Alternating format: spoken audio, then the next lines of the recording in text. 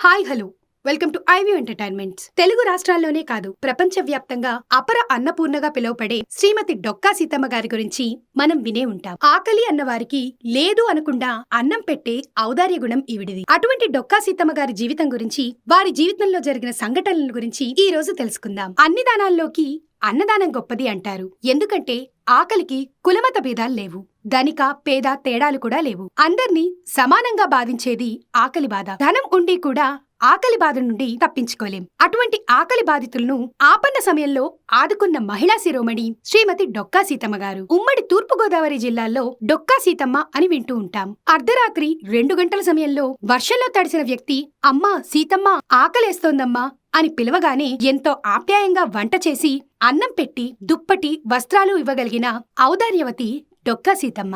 ఆంధ్రుల కీర్తిని ఇంగ్లాండ్ వరకు వ్యాపింపజేసిన మహా ఇల్లాలు సీతమ్మ. అన్నం పెట్టేటప్పుడు ఆమె చూపే మాతృప్రేమ మరువరానిది. నేటి తరానికి ఆమె గొప్పతనాన్ని తెలియచేద్దాం. శ్రీమతి డొక్కా సీతమ్మ గారు తూర్పుగోదావరి జిల్లాలోని రామచంద్రాపురంలోని మండపేట గ్రామంలో 1841 అక్టోబర్లో జన్మించారు. ఆవిడ పేరు మీద ఆక్విడక్ట్ కూడా కట్టారు. ఆవిడ గొప్ప నిరతాన్నదాత. వచ్చిన వాళ్ళకి లేదనకుండా అన్నం పెట్టేవారు. ఈమె తండ్రి అనుపిండి భవానీ శంకరం, తల్లి నరసమ్మగార్లు. సీతమ్మ గారి తండ్రి శంకరం గారిని గ్రామస్తులు బువ్వన్నగారనే పేరుతో పిలుస్తూ ఉండేవారు. దానికి కారణం ఆయన అడిగిన వారికి బువ్వ అన్నం పెట్టటమే. అటువంటి తండ్రికి కూతురిగా జన్మించిన సీతమ్మ అన్నార్తుల ఆకలిని తీర్చే మహా ఇల్లాలు. విద్యావాసనలు లేని సాధారణ గృహిణి. 9 ఏళ్ల ప్రాయంలో సీతమ్మ వివాహం లంకల గన్నవరానికి చెందిన రైతు ధనికుడు అయిన డొక్కా జోగన్నతో జరిగింది. జోగన్నది వ్యవసాయ కుటుంబం. బువ్వన్నగారు సీతమ్మ డొక్కా జోగన్న గారికిచ్చి అతి వైభవంగా వివాహాన్ని జరిపారు. సీతమ్మ అత్తవారింట్లో అడుగు పెట్టగానే ఆమె ఇంటి పేరు డొక్కాగా మారింది. ఆమెలో సహజంగా ఉన్న ఉదారగుణం, దాతృత్వం రోజురోజుకి పెరగసాగాయి. జోగన్న సీతమ్మగార్ల దాంపత్యం అన్యోన్యమైంది. ఏ వేళ అతిథులు వచ్చినా వారికి అన్నపానాదులు లేవని చెప్పకుండా వారికి సకల మర్యాదలు చేయటం ఒక పవిత్ర కార్యంగా ఆ దంపతులు స్వీకరించారు. ఆవిడ ధృతి, దీక్ష ఎంత గొప్పవంటే ఆవిడ జీవితంలో ఒకే ఒక్కసారి అంతర్వేది లక్ష్మీ నరసింహస్వామి వారిని దర్శించేందుకు బయలుదేరి గోదావరి వంతెన వద్ద పల్లకీ ఆపారు.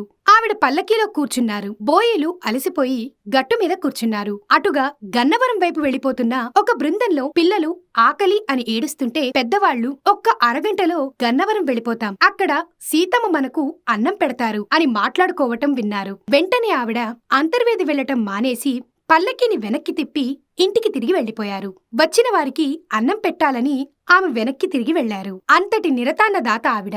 అచిరకాలంలోనే ఉభయ గోదావరి జిల్లాల్లో అపర అన్నపూర్ణగా శ్రీమతి సీతమ్మ గారు పేరు పొందారు. అంతేకాదు, గోదావరి వరదల సమయంలో గోదావరికి ఆవలి ఒడ్డున ఒక అన్నార్తుడు పిలిచి తల్లి సీతమ్మ తల్లి ఆకలి, అన్నం పెట్టి రక్షించు తల్లి అని అరిచాడు. వెంటనే సీతమ్మ పడవలో ఆవలి ఒడ్డుకు చేరుకొని అతని ఆకలి తీర్చారు. నిరంతరం అన్నదానంతో ఆఖరికి ఆవిడ పరిస్థితి ఎక్కడికి వెళ్లిపోయిందంటే అందరికీ పెట్టి పెట్టి ఆ దంపతులకు తినటానికి ఏమీ లేకుండా పోయాయి. ఒకప్పుడు ఆవిడ భర్త, ఎందుకింకా ఈ అన్నదానం, మనకి కూడా తినటానికేమీ లేదు, వచ్చి ఎవరైనా తలుపు కొడితే సిగ్గేస్తోంది, పెట్టడమా మానవ్, ఇంత అన్నం పప్పైనా పెడతావు అని అన్నారు. దానికి ఆవిడ, నేను నిస్వార్థముగా పెట్టేటప్పుడు వచ్చిన వారు తింటున్నప్పుడు వచ్చినది తింటున్నది శ్రీ మహావిష్ణువని నమ్మి పెడతాను.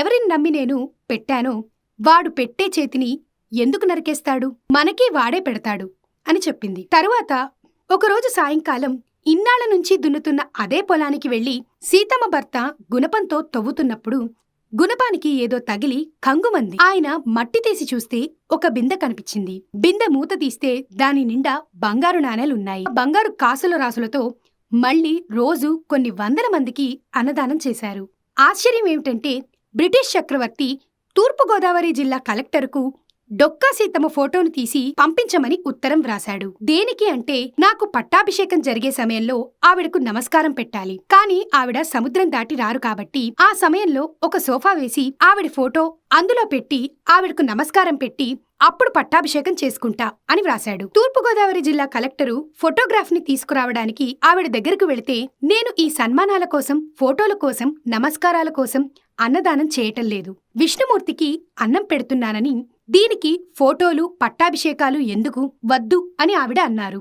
అమ్మా, ఇది బ్రిటిష్ ప్రభువుల ఉత్తరం, మీరు తీయించుకోకపోతే నా ఉద్యోగం తీసేస్తారు అని ఆ కలెక్టర్ చెబితే, నీ ఉద్యోగం పోతుంది అంటున్నావు కాబట్టి తీయించుకుంటా, నువ్వు మాత్రం అన్నం తిని వెళ్ళాలి అని చెప్పి ఆవిడ అన్నారు. బ్రిటిష్ చక్రవర్తి నిజంగానే ఒక సోఫాలో ఆవిడ ఫోటోను పెట్టి నమస్కరించి పట్టాభిషేకం చేయించుకున్నాడు.